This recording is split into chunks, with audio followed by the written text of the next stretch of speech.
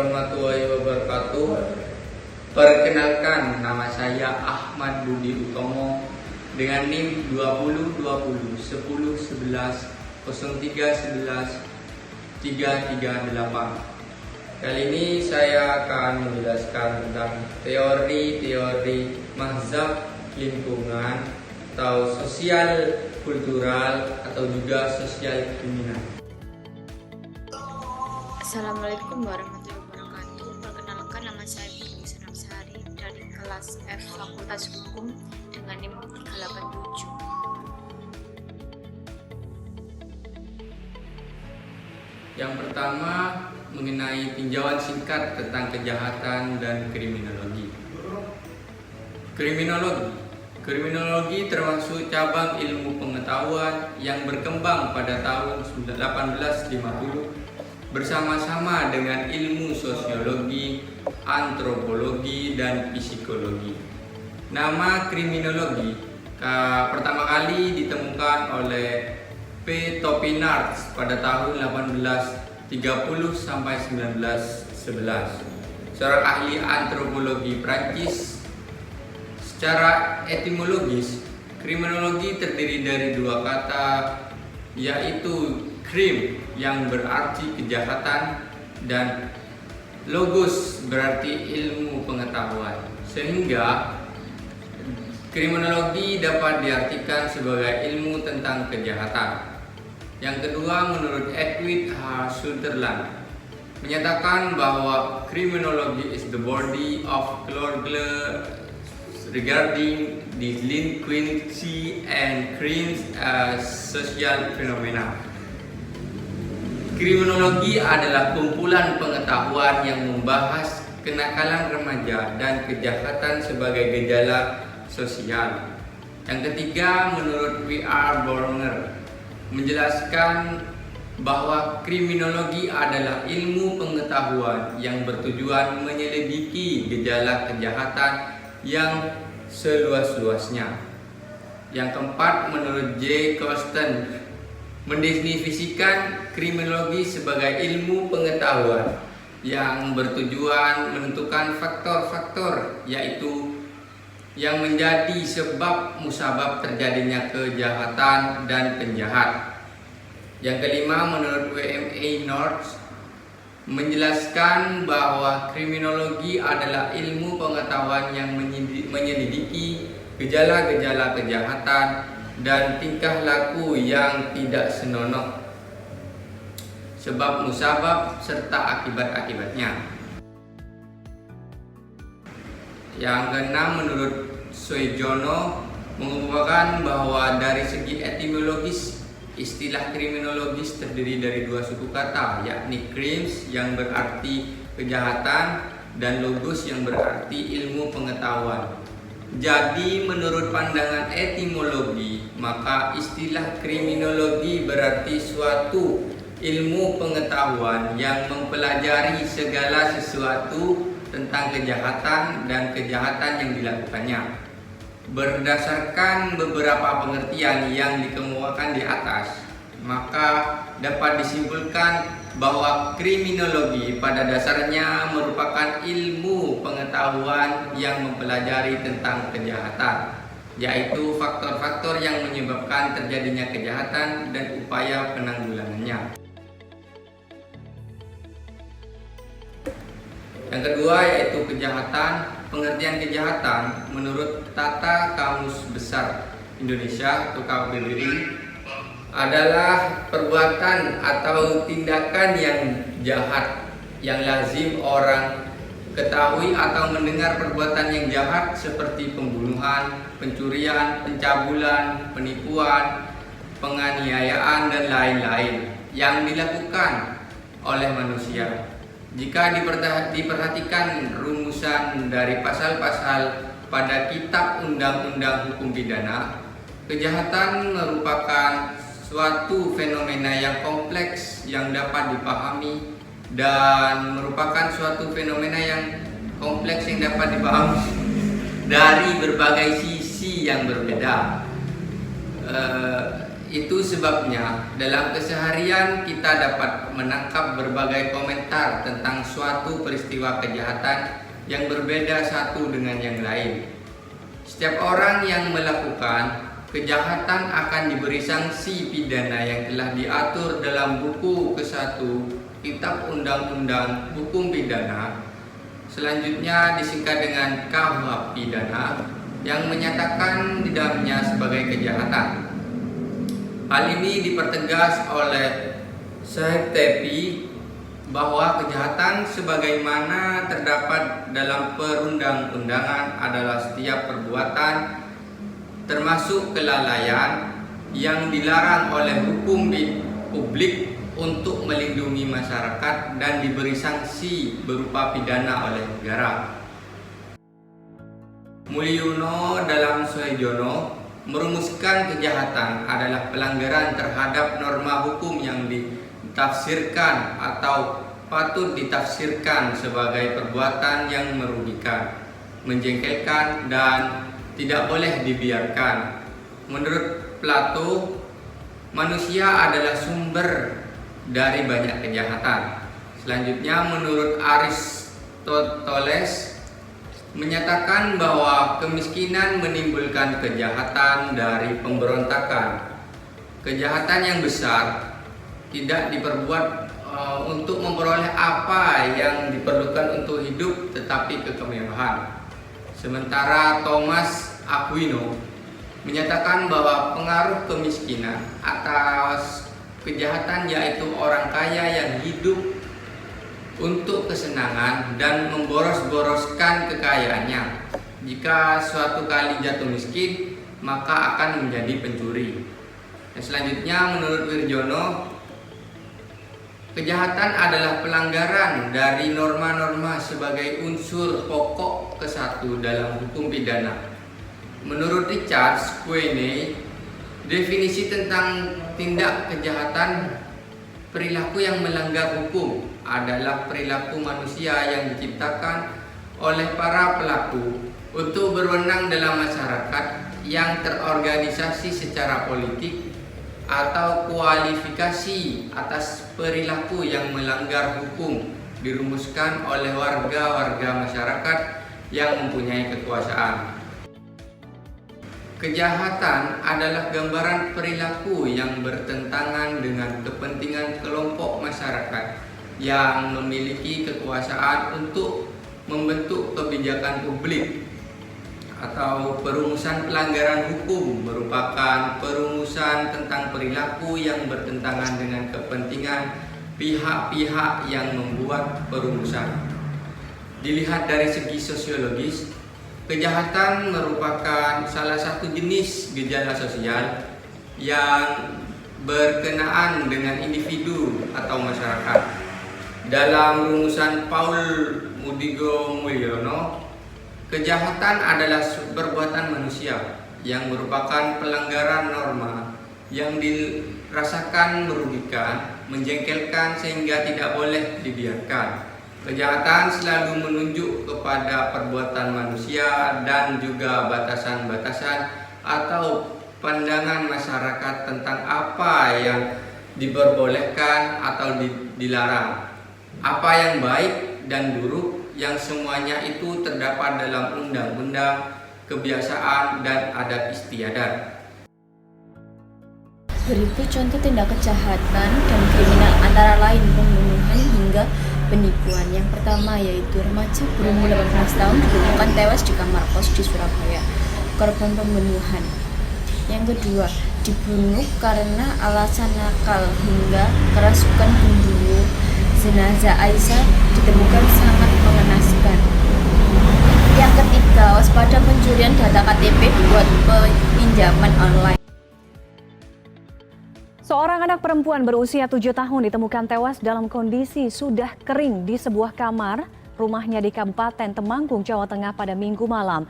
Diduga mayat tersebut sengaja disimpan dan meninggal sudah lebih dari 4 bulan lalu. Suasana haru terlihat saat jenazah anak perempuan bernama Aisyah Latifatul Humairah, korban dugaan pembunuhan, diturunkan dari mobil jenazah Senin sore. Korban yang masih berusia 7 tahun diketahui meninggal dunia di sebuah kamar rumahnya di Desa Bejen, Temanggung, Jawa Tengah. Diduga gadis cilik tersebut sudah meninggal selama lebih dari 4 bulan dan sengaja disimpan oleh kedua orang tuanya di dalam sebuah kamar di rumahnya. Menurut pengakuan paman korban, Marianto, mayat korban ditemukan setelah sejumlah saudara korban curiga karena korban tidak terlihat sejak Januari lalu. Setiap ditanyakan ke orang tuanya, selalu dijawab korban sedang berada di rumah kakeknya. Kecurigaan keluarga semakin bertambah ketika saat Lebaran, korban tidak ada di rumah kakeknya. Saat dicari, korban ditemukan di rumahnya sudah membusuk di dalam sebuah kamar. Ternyata di sana terbongkar kalau Aisyah itu benar-benar tidak ada di sana. Karena kalau di sana mungkin dari bibinya itu sering main di sana kok gak pernah kelihatan si Aisyah. Hingga Selasa siang, polisi terus melakukan penyelidikan dan mengumpulkan saksi-saksi terkait kasus tersebut. Kapolres Temanggung AKBP Beni Setiawadi menyatakan, dugaan awal dari kasus tersebut adalah orang tua korban terpengaruh bujuk rayu seorang dukun untuk melakukan ruat terhadap korban dengan cara menenggelamkan kepala korban ke dalam air lantaran diyakini anak tersebut nakal dan dihinggapi makhluk halus. Wah, itu anak yang sedang dihinggapi dari dunia lain untuk dilakukan ruat. Nah, ruatnya bentuknya ditenggelamkan terus kemudian nanti diangkat. Nah. Selain menunggu hasil otopsi, polisi telah menahan 4 orang, yaitu kedua orang tua korban dan 2 tetangga korban. Heri Sugiarto, Temanggung, Jawa Tengah.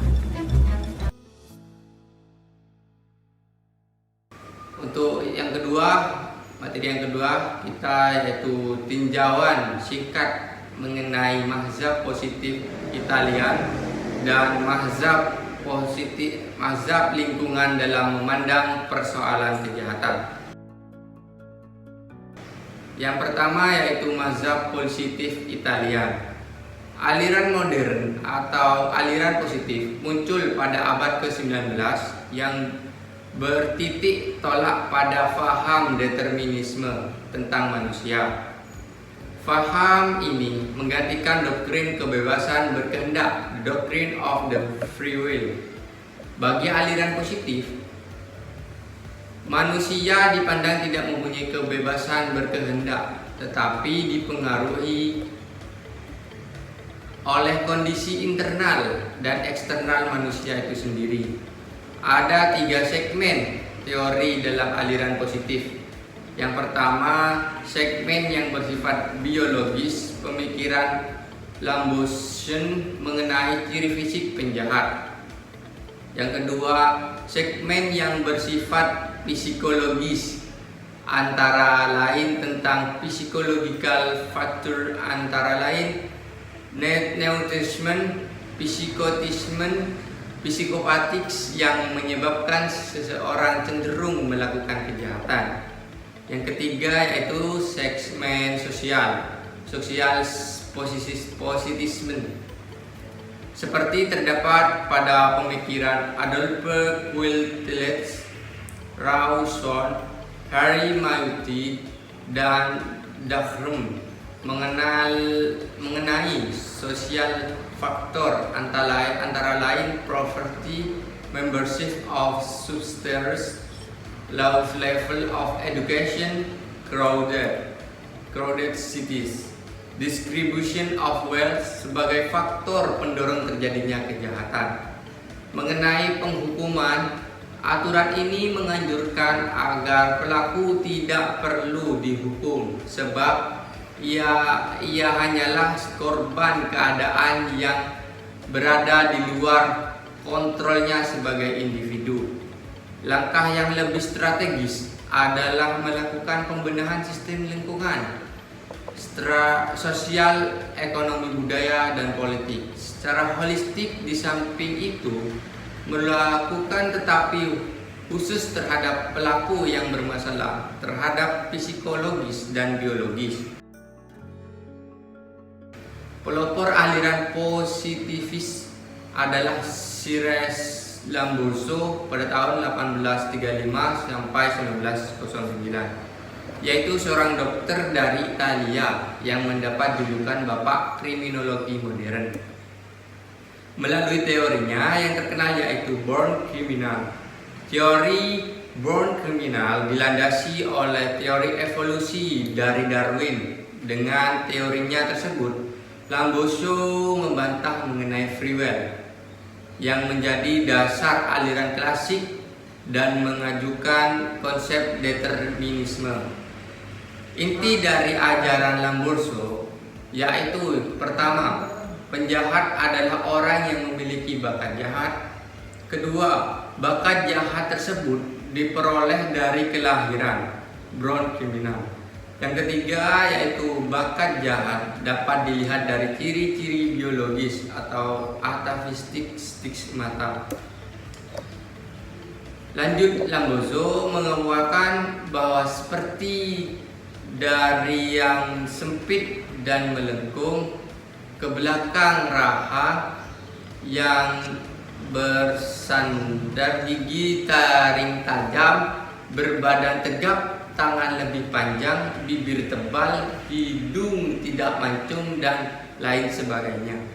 Peneliti modern yang berusaha menjelaskan faktor-faktor kejahatan biasanya dialamatkan pada Cesare Lamberzo, seorang peneliti Italia yang sering dianggap sebagai the father of modern criminology.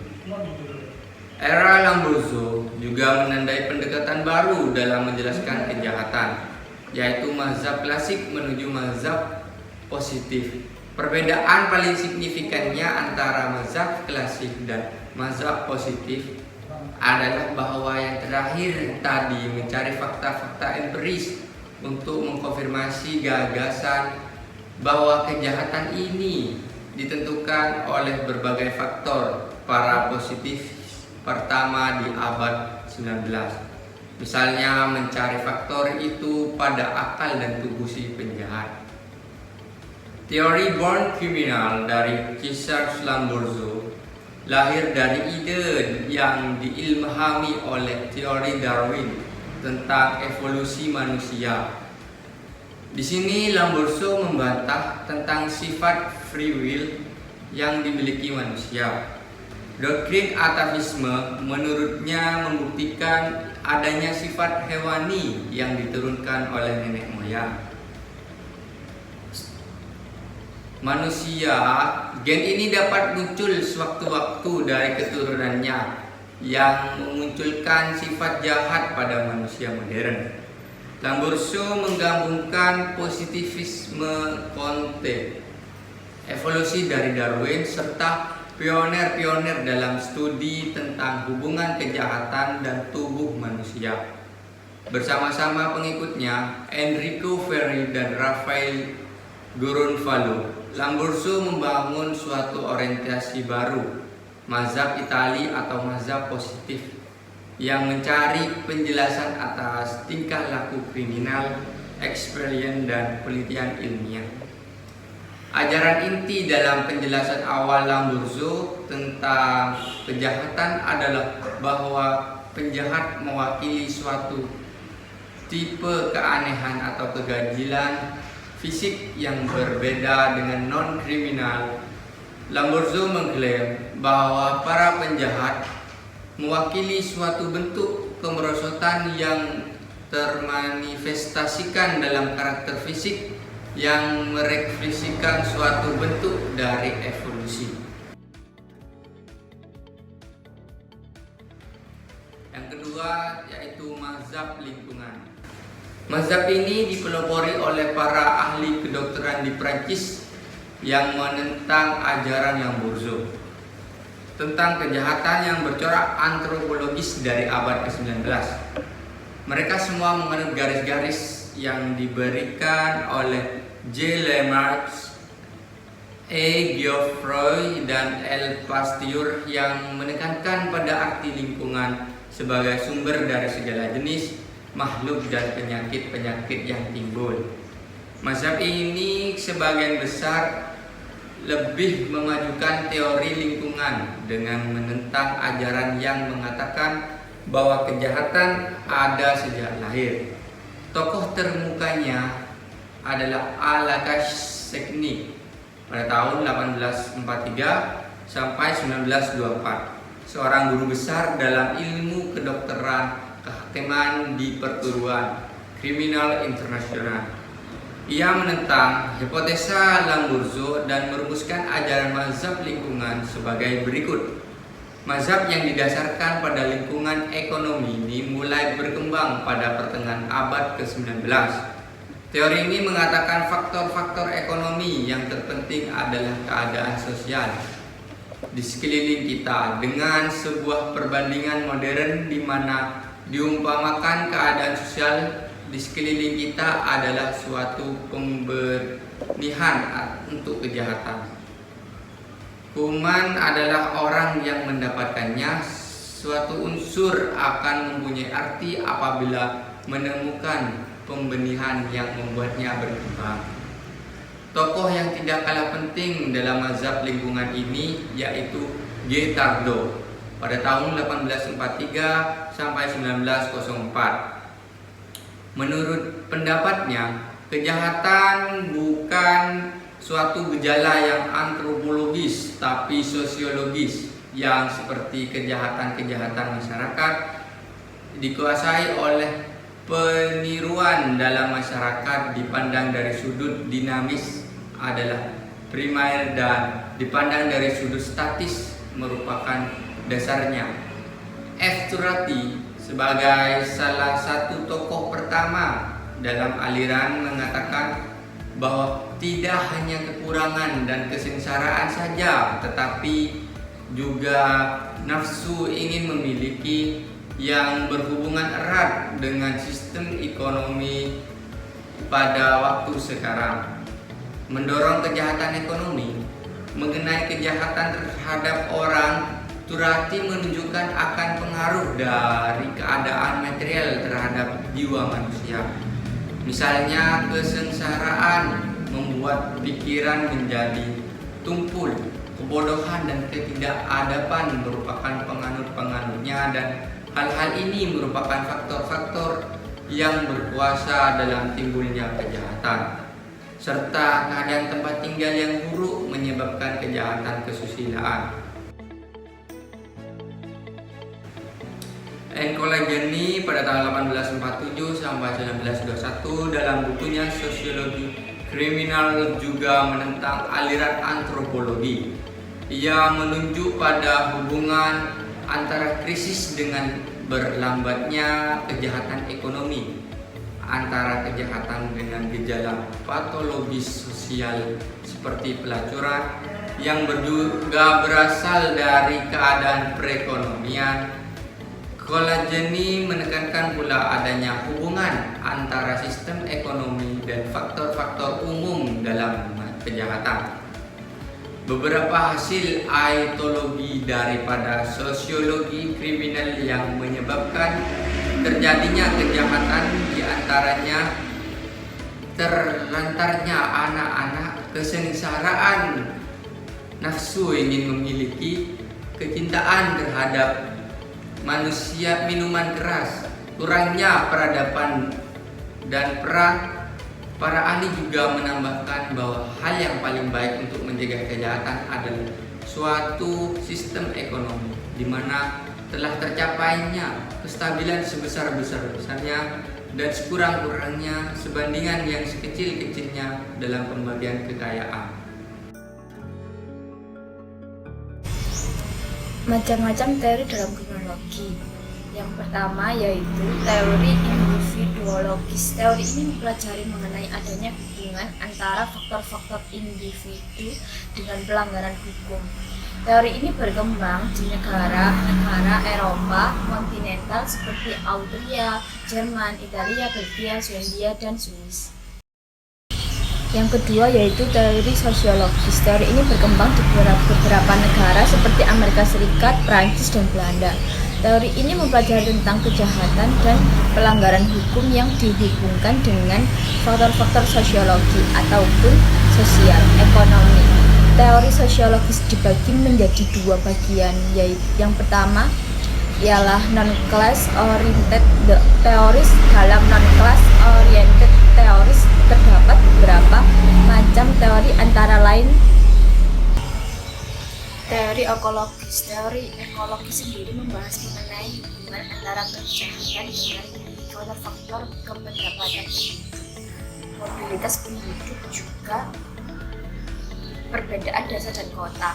Teori konflik kebudayaan. Teori ini mempersoalkan hubungan antara kejahatan dengan konflik antara berbagai sistem nilai dalam suatu daerah. Ini juga terdapat beberapa teori lagi, antara lain yang pertama yaitu teori anomi. Teori ini dibawakan oleh Emil Durkheim dan Robert Latham dalam bukuan yang berjudul Division of Labor in Society 1993, mengatakan bahwa teori ini menggambarkan keadaan suatu masyarakat di mana peraturan yang mengatur tentang hubungan unsur-unsur di dalam sistem sosial itu menjadi kacau dan menyebabkan masyarakat itu sendiri menjadi sulit untuk mengatasi suatu anomi. Harkam mengungkapkan ada 5 cara, antara lain yang pertama yaitu konformitas, ya suatu keadaan di mana warga masyarakat tetap menerima tujuan-tujuan dan sarana-sarana yang terdapat dalam masyarakat karena adanya tekanan moral. Yang kedua, inovasi, yaitu suatu keadaan di mana tujuan yang terdapat dalam masyarakat diakui dan dipelihara, tetapi mereka mengubah sarana-sarana yang digunakan untuk mencapai tujuan tersebut. Misalnya, untuk mendapatkan atau memiliki uang yang banyak, seharusnya mereka menabung, tetapi mereka malah merampok bank agar mendapatkan banyak uang. Yang ketiga, ritualisme adalah suatu keadaan di mana warga masyarakat menolak tujuan yang telah ditetapkan dan memilih sarana-sarana yang telah ditentukan. Yang keempat, penarikan diri, yang merupakan keadaan di mana para warga menolak tujuan dan sarana-sarana yang telah tersedia dalam masyarakat. Dan yang kelima ialah pemberontakan, adalah suatu keadaan di mana tujuan dan sarana-sarana yang terdapat dalam masyarakat ditolak dan berusaha untuk mengganti atau mengubah seluruhnya.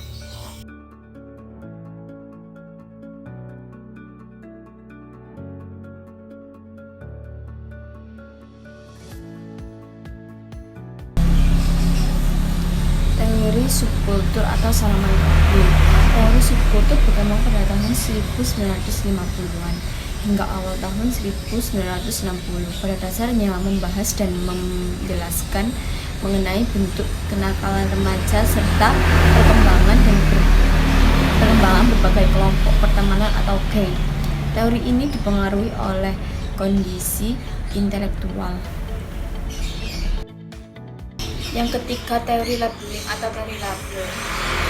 Teori ini diartikan pada segi pandangan pemberitahuan nama, yaitu bahwa sebab utama kejahatan dapat ditentukan dalam pemberian nama atau pemberian label dalam masyarakat yang digunakan untuk mengidentifikasi anggota-anggota dalam masyarakat tersebut. Teori ini membahas isu-isu tentang bagaimana masyarakat memelihara atau menumbuhkan kontrol sosial dan cara memperoleh konformitas ataupun kegagalan meraihnya dalam bentuk penyimpangan. Menurut Rushdie, terdapat 4 unsur kunci dalam teori sosial mengenai perilaku kriminal, yaitu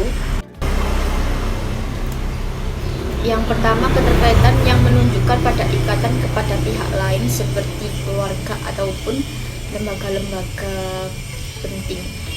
Keterkaitan dengan penyimpangan adalah sejauh mana orang tersebut peka terhadap pikiran, perasaan, dan kehendak orang lain, sehingga ia dapat dengan bebas melakukan penyimpangan. Keterkaitan yang lemah dengan orang tua dan keluarga bisa saja mengganggu perkembangan kepribadian.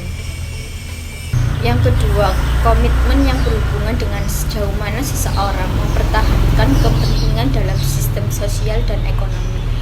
Jika individu beresiko kehilangan banyak sehubungan dengan status pekerjaan dan kedudukan dalam masyarakat kecil, kemungkinannya dia akan melanggar hukum.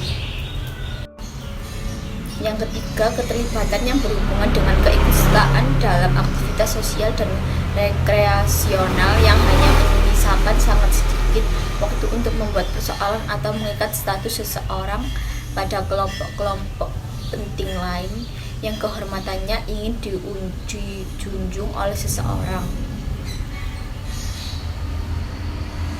Dan yang keempat adalah kepercayaan dalam norma-norma konvensional dan sistem nilai dan hukum berfungsi sebagai pengikat dengan masyarakat.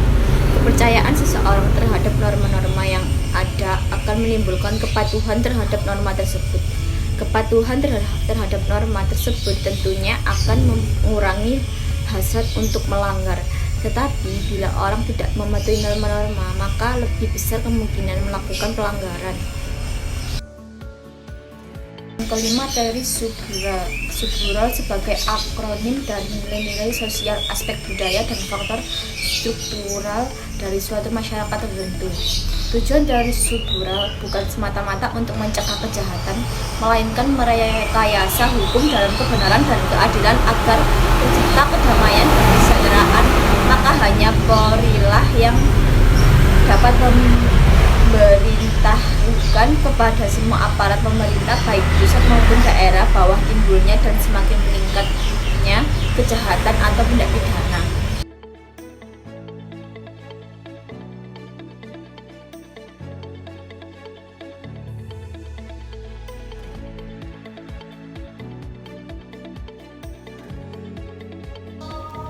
Sekian dari kami. Maaf bila ada salah kata. Wassalamualaikum warahmatullahi wabarakatuh. Terima kasih.